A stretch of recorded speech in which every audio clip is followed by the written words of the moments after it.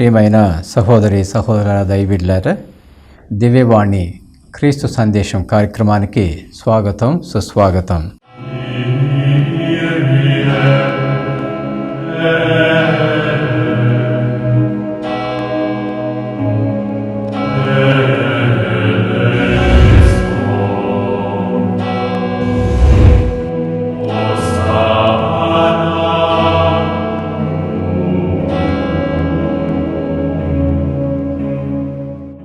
ప్రియమైన సహోదరి సహోదర దైవబిడ్డలారా, చాలాసార్లు మన జీవితంలో అన్నీ బాగా జరుగుతున్నాయి అన్నప్పుడు ఎందుకో కానీ చిన్న చిన్నగా జీవితంలో ప్రాధాన్యతను మర్చిపోతూ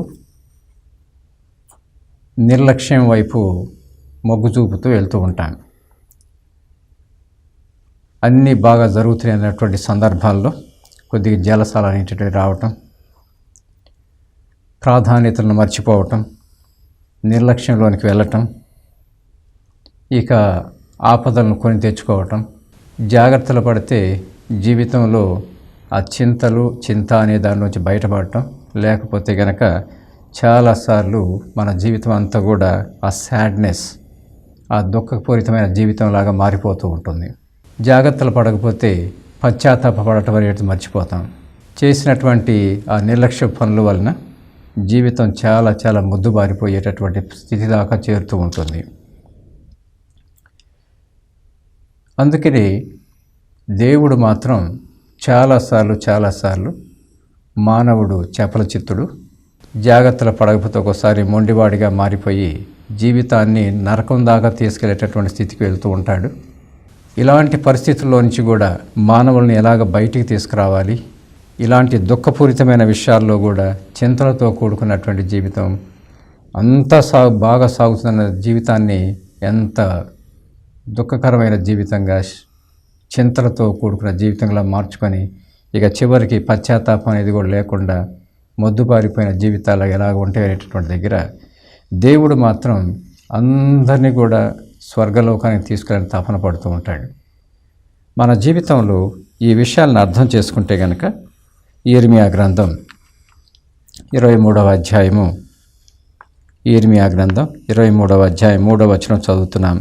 నా ప్రజలలో మిగిలి ఉన్న వారిని నేను వారిని చెల్లాచెదురు చేసిన దేశముల నుండి మరలా ప్రోగు చేయుదును. నేను వారి తిరిగి మాతృదేశంలో కొనివత్తును. వారు పెక్కుమంది పిల్లలను కని అలాంటి చక్కటి జీవితాన్ని మళ్ళీ తీసుకొస్తాననేటటువంటిది చెప్తున్నాడు. 4వ వచనంలో నేను వారిని సంరక్షించుటకు గాను కాపరులను నియమింతును. నేను వారిని సంరక్షించుటకు గాను కాపరులను నియమింతును. మన జీవితాలని చెల్లాచెదురు చేసుకొని మొండివారిగా మారిపోయి పశ్చాత్తాపం అనేది కూడా వదిలేసుకొని ఇక దుఃఖకరమైన జీవితంలోకి వెళ్తున్నటువంటి ఆ సాడిస్ట్ లైఫ్లోకి వెళ్తున్నటువంటి వాళ్ళని ఎలాగ సంరక్షించాలనేటటువంటి దగ్గర దేవుడు ఎంత గొప్పగా నా ప్రజలలో మిగిలి ఉన్న వారిని నేను వారిని చెల్లాచెదురు చేసిన దేశం నుండి వారిని కొనివత్తును. నేను వారిని సంరక్షించుటకు గాను కాపరులను నియమింతును అంటూ ఎంత చక్కగా ప్రభు గొప్ప వాక్యాలు చెప్తున్నాడు. ప్రియమైన సహోదరి సహోదర దైవబిడ్డలారా, ఈ విషయాలను అర్థం చేసుకోవటం కోసం నిజంగా జరిగినటువంటి జీవిత గాథను ఈరోజు మనం ఒకసారి గుర్తు చేసుకుంటున్నాం. ప్రియమైన సహోదరి సహోదర దైవబిడ్డలారా, ఒకసారి ఒక ఫాదర్ గారు హాస్పిటల్కి వెళ్తున్నాడు. అక్కడ కొంతమంది అనారోగ్యంతో బాధపడుతున్నారని వాళ్ళని చూడటం కోసం వాళ్ళు అడుగుతున్నటువంటి అనేక విషయాలకి చక్కగా సమాధానాలు చెబుతూ దివ్య సప్రసాదాన్ని ఇవ్వటం కోసం ఆసుపత్రికి వెళ్ళాడు. ఆసుపత్రికి వెళ్ళి ఇక వాళ్ళ యొక్క ప్యారిష్లో ఉన్న వాళ్ళని చూసి తిరిగి వెళ్ళటానికి బయటకు వస్తున్నాడు. బయటికి వస్తూ ఉండగా సడన్గా ఒక అమ్మగారు ఆయనకు ఎదురయ్యి ఫాదర్ మీరేమనుకోకపోతే కనుక ఆ రూమ్లోకి కూడా వెళ్తారా, అక్కడ ఒక పేషెంట్ ఉన్నాడు, ఆ పేషెంట్ని చూస్తారా, ఆయనతో మాట్లాడతారా అనేటటువంటిది అడుగుతుంది. ఇక ఫాదర్ గారు ఎంతోమంది చూడటానికి వచ్చారు కాబట్టి తన ప్యారిష్ వారిని ఆయన కూడా చూసి వెళ్దామని చెప్పి వెళ్తానమ్మా అని చెప్పి లోపలికి వెళ్ళాడు. లోపలికి వెళ్ళగానే జరిగినటువంటి సంఘటన నేను ఫాదర్ని మీరేమైనా పాప సంగీతం చేయాలనుకుంటున్నారా, దివ్య సప్సం కావాలనుకుంటున్నారా అని ఇలా ఇంట్రడ్యూస్ చేసుకుంటుండగానే ఆ మంచం మీద ఉన్నటువంటి ఆ patient I don't want you see get out అంటున్నాడు. నిన్ను నేనేం చూడదలుచుకోలేదు, వెళ్ళిపోయి ఇక్కడి నుంచి అంటున్నాడు. అనగానే ఫాదర్ మళ్ళీ చిరునవ్వుతోటి మళ్ళీ ఆయన గురించి చెప్పుకుంటున్నాడు.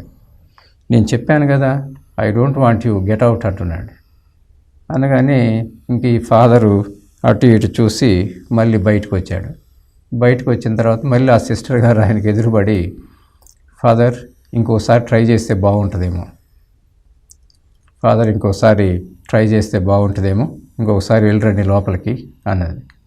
ఇంకోసారి వెళ్ళిరండి లోపలికి అని. ఆ పేషెంట్ ఏమో ఇంకా ఎంత కోపతాపాలతోటి ఇక ఏది పడితే అది మాట్లాడేస్తున్నటువంటి ఆయన్ని మళ్ళీ వెళ్ళి చూసి రండి అని చెప్తూ ఉండగా ఇక సిస్టర్ రిక్వెస్ట్ తీసుకొని మళ్ళీ ఆయన లోపలికి వెళ్ళి ఈసారి ఇంకో రూపంలో వెళ్ళి మీరేమనుకోకపోతే కనుక నేను కాసేపు ఇక్కడ కూర్చుంటాను, ప్రార్థన చేసుకుంటాను, నీకేమీ ఇబ్బంది లేదు కదా అని ఆ రోగితోటి అంటున్నాడు. నీకేమీ అభ్యంతరం లేదు కదా, నేను ఇక్కడ కాసేపు కూర్చొని ప్రార్థన చేసుకుంటాను అన్నాడు. అనగానే ఆయన చేసుకో అన్నాడు కోపంతో. అనగానే ఈ ఫాదర్ గారు దివ్య కడుమూర్తి జపమాలంటే చాలా ప్రేమ. ఈ ఫాదర్ గారికి దివ్య కడుమూర్తి జపదండ చెప్పాలంటే చాలా చాలా సంతోషంతో ఆనందంతో చెప్తూ ఉంటాడు. ఈ ఫాదర్ గారు కుర్చీలో కూర్చొని ఆ దివ్య కడుమూర్తి జపదండను చెప్తున్నాడు. అబ్బా, తండ్రి, నిత్యపిత, మీ దివ్య కుమారుడైన యేసుక్రీస్తునాథుని కఠోరమైన బాధలను శ్రమలను చూచి అంటూ, తండ్రి దేవ, మా పైనను లోకమంతటి పైనను మీ కరుణను పవిత్రాత్మను కుమ్మరించండి అన్నాడు. అని అలా ప్రార్థన చేయటం మొదలుపెట్టాడు దివ్య కడుమూర్తి జపదండం. అబ్బా, తండ్రి, నిత్యపిత, మీ దివ్య కుమారుడైన యేసుక్రీస్తునాథుని కఠోరమైన బాధలను శ్రమలను మరణము చూచి అని, తండ్రి దేవ, మా పైనను లోకమంతటి పైనను మీ కరుణను పవిత్రాత్మను కుమ్మరించండి అని అలా రెండోసారి మూడోసారి చెప్తూ ఉండగానే ఇక మళ్ళీ ఆ పేషెంటు, ఆ రోగి గట్టిగా, నా మీద దేవుడి కరుణ ఉండదు, ప్రేమ ఉండదు, వెళ్ళిపో ఇక్కడి నుంచి అన్నాడు. దేవుడికి నా పైన కరుణ ఉండదు, ప్రేమ ఉండదు, ఇంక లేచి వెళ్ళిపో అని మళ్ళీ గట్టిగా చెప్తున్నాడు. గెట్ అవుట్ అంటున్నాడు. ఏం జరిగింది అసలు అని ఈయన చిన్నగా చిరునవ్వుతోటి అడగటం ప్రారంభించాడు. ఎందుకని, ఏమైంది అనేటటువంటిది. ఇంకప్పుడు ఆ పేషెంటు తన జీవితంలో జరిగినటువంటి సంఘటన గురించి ఇక ఆ కోపంలోంచి చిన్నగా బయటకు వచ్చేసి, ఆ కోపం ఒకవైపు మరోవైపు ఎట్లా చెప్పాలనేటటువంటి దగ్గర కొద్దిగా వినడానికి ఇనసొంపుగా లేని రూపంలోనే చెప్తున్నాడు. ఒకసారి 25 సంవత్సరాల క్రితం నేను రైల్వే గేట్ దగ్గర ఉండాలి. బాగానే పని చేసుకుంటూ ఉంటాను, కానీ నాకు చిన్నగా తాగుడు అలవాటైంది. ఆ తాగుడు అలవాటయ్యి నేను ఇట్లానే ఒకరోజు సాయంత్రం వేళ, రాత్రి వేళ రైల్వే గేట్ దగ్గర ఉన్నాను. రైలు వచ్చేటప్పుడు గేటు మూసేయాలి. ఆ సమయంలో నేను బాగా తాగి ఉండటం వలన గేట్లు మూయకుండా అట్లానే ఉంచాను. ఆ సమయంలో ఒక కారు అక్కడికి రాగానే ఆ ట్రైన్ గుద్దుకొని అందులో తల్లి, తండ్రి, 3 పిల్లలు చనిపోయారు. ఆ యాక్సిడెంట్లో ఆ తల్లి, తండ్రి, 3 పిల్లలు చనిపోయారు. ఇక నా జీవితం ఘోరాతి ఘోరంగా తయారైంది. నేను సస్పెండ్ చేయబడ్డాను, ఉద్యోగం పోయింది. ఇక నా పరిస్థితి చిన్నగా పేదరికంలోకి వెళ్ళిపోయింది. ఇదంతా చూసి దేవుడు అంటే నాకు ఇష్టం లేదు అసలు. ఈయన తప్పు పెట్టుకొని అట్లా తాగి ఉండకూడదు అలాంటి రైల్వే గేట్స్ దగ్గర ఉద్యోగంలో. అయినా కానీ ఈయన తప్పు చేసి దేవుడి మీద తోసేస్తున్నాడు. ఇక నాకు ఇష్టం లేదు, దేవుడు అంటే నాకు ఇష్టం లేదు, దేవుడు నా పైన కరుణ చూపడు, ఎందుకంటే ఇట్లా జరిగింది అట్లా జరిగింది అనేది ఇట్లా చెప్పుకుంటూ వెళ్తుండగా ఇక ఆ ఫాదర్ గారు మొత్తం విన్నాడు. విన్న తర్వాత ఆయనకి ఎలా చెప్పాలో అర్థం కాక అసలు విషయాన్ని చెప్పేస్తున్నాడు. 25 సంవత్సరాల క్రితం ఆ కారులో వెళ్తున్న వాళ్ళు ఎవరు అంటే కనుక మా నాన్న, మా అమ్మ, మా ముగ్గురు సహోదరులు లోపల ఉన్నారు. హాలిడే వచ్చిందని వాళ్ళని అవుటింగ్ తీసుకెళ్లారు. హాలిడే వచ్చిందని, సెలవు ఉందని ఆ రోజు స్కూల్కి వాళ్ళని అవుటింగ్ తీసుకెళ్లారు. రాత్రి వేళ తిరిగి వస్తుండగా ఈ యాక్సిడెంట్ జరిగింది.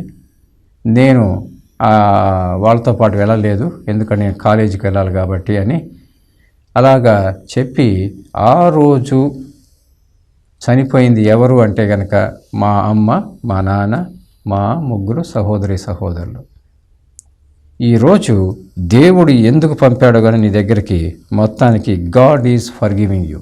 దేవుడు నిన్ను క్షమిస్తున్నాడు. I forgive you. నేను కూడా నిన్ను క్షమిస్తున్నాను అన్న. ఇక ఆ మాట వినగానే 25 సంవత్సరాల క్రితం ఆ రైల్వే గేట్ దగ్గర నిర్లక్ష్యంగా పనిచేస్తున్నటువంటి ఆయన తాగి తందనాలు కొట్టుకుంటూ ఆ గేట్లు మూయకుండా అలాంటి యాక్సిడెంట్ జరిగినప్పుడు ఇక జీవితం అంతా ఎట్లా దిగజారిపోయిందనే దానిలోంచి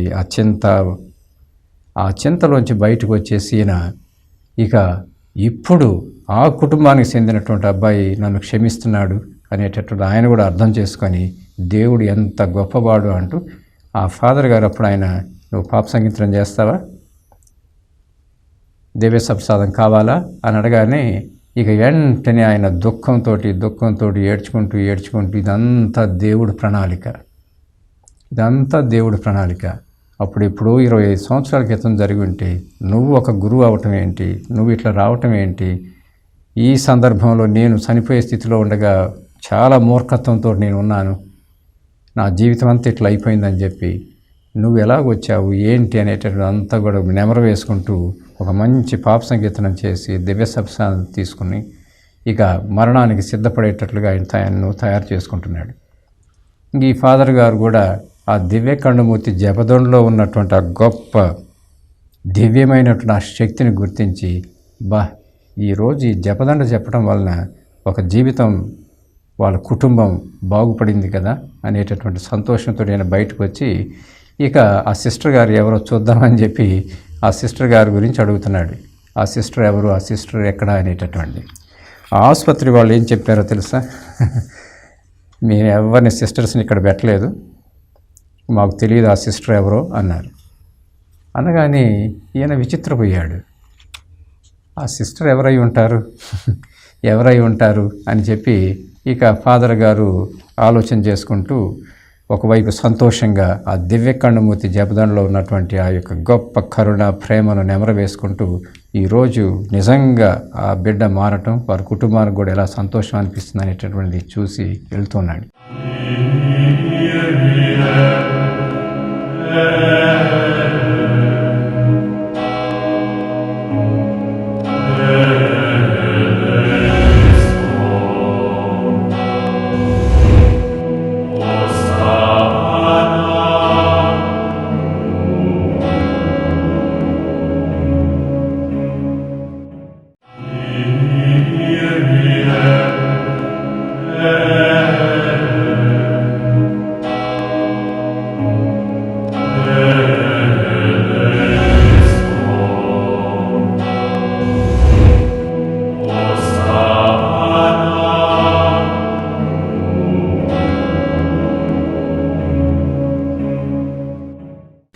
ఇక అలా వెళ్ళి కొంతకాలం తర్వాత ఆయన ఒక కాన్వెంట్కి పూజ చేయడానికి వెళ్ళాడు. పూజ చేయడానికి వెళ్ళగానే ఆ పూజ చేస్తూ ఉండగా అంత అయిపోయిన తర్వాత బయటకు వస్తే అక్కడ ఒక ఫోటో కనపడుతుంది గోడకి పెట్టి. ఈ సిస్టర్ గారిని నేను 2-3 రోజుల క్రితం చూశాను నేను అంటున్నాడు. నేను 2-3 రోజుల క్రితం చూశాను ఈ సిస్టర్ని అంటే, నువ్వు చూడలేవు అన్నారు. ఎందుకంటే ఆమె చనిపోయింది అంటున్నారు. ఆమె చనిపోయింది అనేటటువంటి మాటను చెప్తున్నారు. ఆమె 1938 సంవత్సరం చనిపోయింది. ఆమె సిస్టర్ ఫౌస్తీనా కోవల్స్కీ అంటున్నారు. ఆమె 1938 సంవత్సరం చనిపోయింది. ఆమె అనగానే అప్పుడు ఆయనకి జ్ఞానోదయం అవుతుంది. దేవుడు ఆ సిస్టర్ గారు ఎవరు అనేటటువంటి దగ్గర మనం అందరూ అర్థం చేసుకుంటే కనుక దివ్యకండమూర్తిని దర్శింప చేసుకున్నటువంటి బిడ్డ ఆమె. దివ్యకండమూర్తిని దర్శించుకున్నటువంటి, దర్శనంలో చూసినటువంటి బిడ్డ ఆమె. ఈరోజు మనందరం కూడా దివ్యకారుణ్యమూర్తి అంటున్నాం కదా. ఆ దివ్యకారుణ్యమూర్తి హృదయం నుంచి ఏ విధంగా ఆ నీలి రంగు, ఆ ఎరుపు కలర్లో ఉన్నటువంటి, తెలుపు కలర్లో ఉన్నటువంటి ఆ కిరణాలు ఎలా బయటకు వస్తున్నాయి హృదయంలోంచి అనేటటువంటిది మనం చూస్తున్నాం కదా. అలాంటి దర్శనాన్ని పొందుకున్నది ఆమె. ఆమె జీవితం ఏంటంటే కనుక ఆమె కూడా చాలా 10 మంది పిల్లల్లో 3వ అమ్మాయి ఆమె. ఆమె చిన్నగా ఉన్నప్పుడు పాపం వాళ్ళ పేరెంట్స్ పేదవాళ్ళు. ఈమె బడికి పోతా అని చెప్తే కూడా పాపం పని చేయాలి కదా అని చెప్పి పని చేపిస్తున్నటువంటి వాళ్ళు. కానీ దేవాలయం అంటే, చర్చ్ అంటే ప్రేమతో తీసుకువెళ్ళటం, ఇలాంటి అలవాట్లు ఉన్నటువంటి వాళ్ళు. ఆమె దివ్య సప్రసాదం స్వీకరించినప్పుడు యేసుక్రీస్తు ప్రభు యందు ధ్యానంతో ఉండి, నేను కూడా ఒక సిస్టర్ అయితే బాగుంటుంది కదా అనేటువంటి ఆలోచన పెంచుకుంటూ ఉండగా, ఇక కుటుంబ పరిస్థితులు నువ్వు వెళ్ళలేవులేమ్మా, ఇక్కడ చాలా పనులు ఉన్నాయి మనకి, కుటుంబం సాగాలి కదా అంటూ పిల్లల్ని మరీ ముఖ్యంగా ఆ ఫౌస్తీనామ గారికి చెప్పారు వద్దులే అని. కానీ ఆమె 17 సంవత్సరాల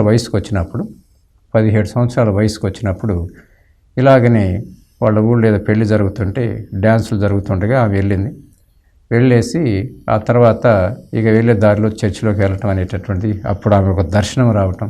నువ్వు సిస్టర్ అవుతా అన్నావు, ఇప్పుడు ఎక్కడ ఉంటున్నావు, ఏం చేస్తున్నావు నువ్వు అని చెప్పగానే ఇక మళ్ళీ ఆ సిస్టర్ అవ్వాలనే తపనలోనికి వచ్చి కుటుంబంలో అందరికి చెప్పి నేను అమ్మగారిని కావాలని చెప్పి అలాగా ఇక బయటకు వచ్చేసి ఒక అమ్మగారుగా ఈ విధంగా తీర్చిదిద్దబడుతుంది. ఆమె ఒక కాంగ్రిగేషన్లో జాయిన్ అవ్వటం, అవర్ లేడీ ఆఫ్ మర్సీ అనేటటువంటి కాంగ్రిగేషన్లో జాయిన్ అవ్వటం. ఇలాగనే దివ్య సప్రసాదం ముందు ఆమె మోకరించి ప్రార్థన చేస్తూ ఉండగా యేసుక్రీస్తు ప్రభు ఎలా దర్శనమిచ్చాడు, దేవుడి యొక్క కరుణ, ప్రేమ, ఆప్యాయత అనేటువంటిది ఏంటో ఏ విధంగా ఆ దివ్యకండమూర్తి ఆ చిత్రాన్ని ఆమె దర్శించుకున్నది. ప్రియమైన సహోదర దైబిడ్లారా, ఈరోజు మనం అందరం కూడా జీవితంలో అంత సాఫీగా జరుగుతుంది, అంత బాగానే ఉన్నది అనేటటువంటి రోజుల్లో మన జీవితం ఒక్కోసారి జాగ్రత్తలు పోకుండా జలసాలకు వెళ్ళిపోయి ఏ విధంగా మన జీవితాన్ని మనమే పాడు చేసుకునే స్థితికి ఆ రైల్వే గేట్ దగ్గర ఉన్నటువంటి అలాంటి జీవితాలు ఎన్నెన్నో రూపాల్లో రకరకాలుగా మన జీవితాల్లో కనపడుతూ ఉంటాయి. ప్రియమైన సహోదర దైబిడ్లారా, అందుకని సువిశేషపట్నంలో యేసుక్రీస్తు ప్రభు ఒక గొప్ప వాక్యాన్ని మనందరికీ గుర్తు చేస్తూ కొన్ని విషయాలను అర్థం చేసుకోండి అంటున్నాడు. మార్కు శుభవార్త 6వ అధ్యాయము 30వ వచనం నుండి చదువుతున్నాను. శిష్యులు యేసు వద్దకు వచ్చి తమ ప్రేషిత కార్యములను, బోధనలను తెలియజేసిరి. శిష్యులు యేసు వద్దకు తిరిగి వచ్చి తమ ప్రేషిత కార్యం యొక్క ఫలితాలని చెబుతూ ఉన్నారు. గొప్ప జనసమూహం వారిని చూచుటకు వచ్చుచున్నందున ఆ గురు శిష్యులకు భుజించుటకును అవకాశం లేకపోయాను. అందుచే ఆయన వారితో, మీరు ఏకాంత స్థలమునకు వచ్చి కొంత తడ విశ్రాంతి తీసుకొనడు అని చెప్పాను. అంతటా వారు పడవనెక్కి అవతల తీరానికి వెళ్తున్నారని చూస్తున్నాం. ఈరోజు ప్రియమైన సహోదర దైబిడ్లారా, 34వ వచనంలో ఆ జనాలు ఇది తెలుసుకొని వాళ్ళందరూ యేసుక్రీస్తు 12 మంది శిష్యులు అటు వెళ్ళే లోపలనే వీళ్ళందరూ అక్కడ చేరుకొని యేసు పడవను దిగి జనసమూహం చూచి కాపర్లేని గొర్రెల వలె ఉన్న వారిపై కనికరం కలిగి వారికి అనేక విషయంలో బోధింప ఆరంభించను అంటూ ఉండగా, ఇక్కడ 2 విషయాలు మన అందరం కూడా గమనించాల్సినటువంటి ఉన్నది. ఒకటి, ప్రభువు ఏకాంత స్థలానికి రండి అంటున్నాడు. ఏకాంత స్థలానికి రండి అంటే దాంట్లో చాలా అర్థం మనకున్నది. చాలాసార్లు ఎంతమంది జనాన్ని చూసి ఆ పేరు ప్రఖ్యాతులు అనే దాంట్లో పడిపోయి మనం ఒక్కోసారి మన జీవితాలని సరైనటువంటి రూపంలో కాకుండా అదొక పోకడలో వెళ్ళటం అనేది నేర్చుకుంటూ ఉంటాం. ఈరోజు ఏకాంత స్థలానికి రండి అని ప్రభు అంటుండగా మన జీవితాల్లో మనం అందరూ నేర్చుకోవాల్సినటువంటిది ఆ ఏకాంత స్థలం అనేటువంటిది మనం అందరం కూడా అర్థం చేసుకుంటే కనుక 3 ముఖ్యమైన విషయాలు మనం అర్థం చేసుకుంటాం. మొట్టమొదటిది, జీవితాన్ని బేరీజు వేసుకోవటం. నా జీవితం ఎలా సాగుతుంది, ఎలా ఉన్నాను నేను అనేటటువంటిది. రెండవది, పనికిరాని వాటిని తొలగించాలనేటటువంటి విషయంలోని ఏంటివి అనే దగ్గర తెలుసుకొని వాటిని తీసేయటం అనేటువంటిది నేర్చుకుంటూ ఉంటాం.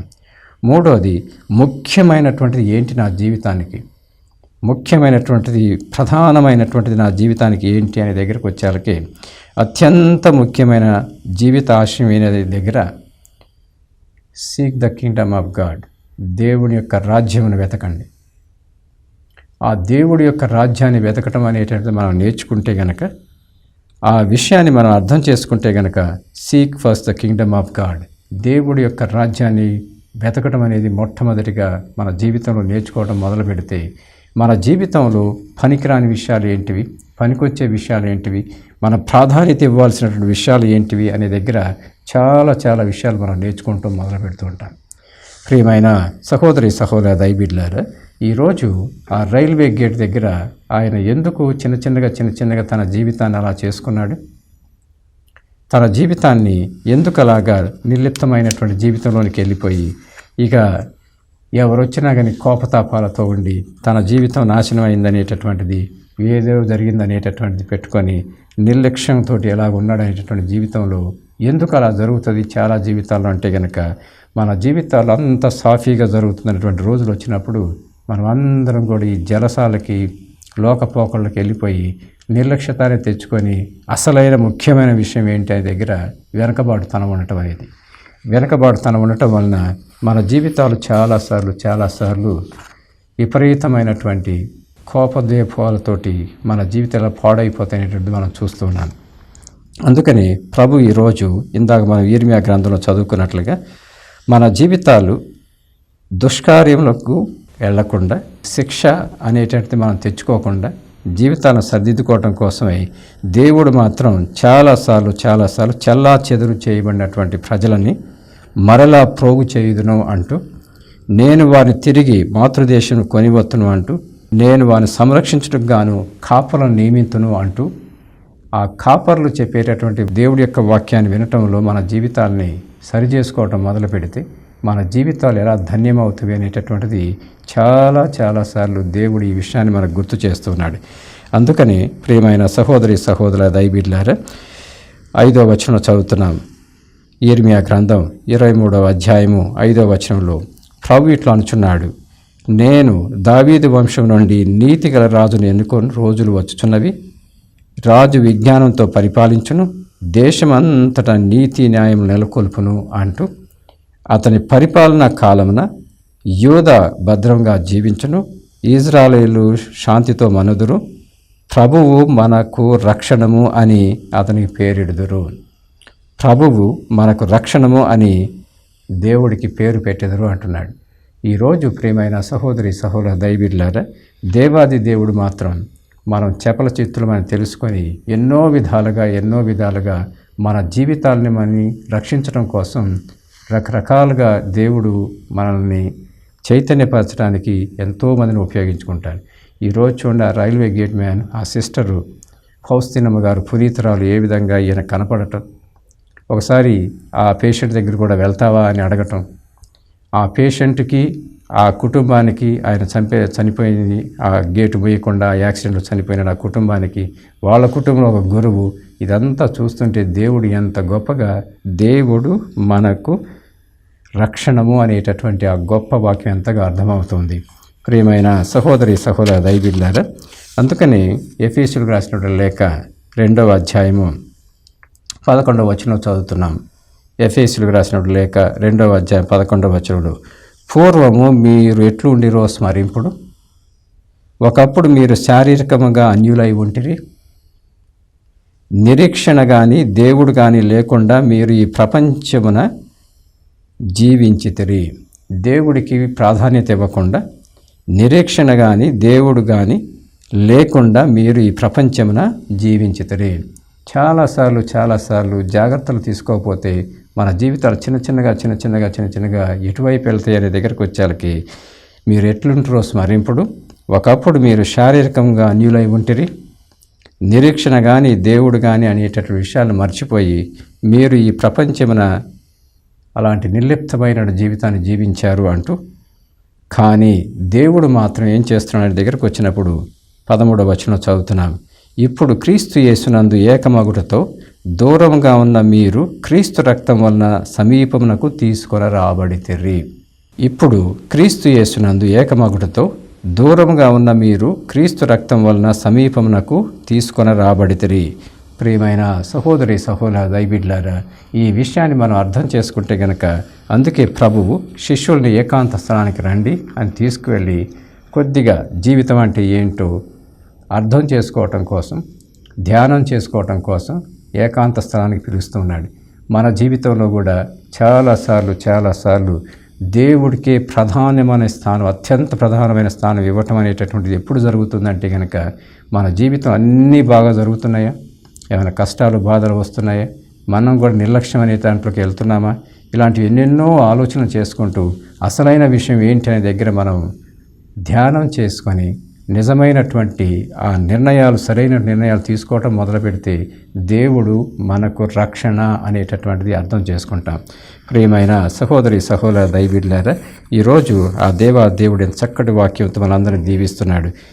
అతని పరిపాలనా కాలంలో యోధా భద్రంగా జీవించును, ఇశ్రాయేలు శాంతితో మనుదురు, ప్రభువు మనకు రక్షణము అందురు అంటూ ఈరోజు ఆ దివ్యకాండమూర్తి యొక్క గొప్పతనాన్ని మనం అర్థం చేసుకొని ఏకాంత స్థానంలో అప్పుడప్పుడు వెళ్ళి ప్రధానమైనటువంటి విషయాలు ఏంటివి, అత్యంత ప్రధానమైనది ఏంటి అనే దగ్గరికి వచ్చినప్పుడు దేవుడికి ప్రథమ స్థానం ఇవ్వటం నేర్చుకుంటే మిగతావన్నీ కూడా మన జీవితంలో సాఫీగా దేవుడు చూపిన శాంతికరమైన నీతివంతమైన జీవితంలో మన జీవితాలు సాగుతూ ఉంటాయి. ఆ దేవుడు చేస్తున్నటువంటి ఆ గొప్ప కార్యాలను బట్టి మన స్తుతి స్తోత్రాలు తెలియజేసుకుంటూ మన జీవితాలను ఏకాంత స్థానంలో తీసుకువెళ్ళి నెమరు వేసుకొని దేవుడు చేసిన గొప్ప కార్యాలు, ఆయనకి ఇవ్వాల్సిన ప్రథమైన స్థానం ఆయనకి ఇవ్వడం నేర్చుకునేటట్లుగా దేవుడు మనల్ని దీవించి ఆశీర్వదించాలని ప్రార్థన చేసుకుందాం. పిత పుత్ర పవిత్రాత్మ నామమున ఆమేన్.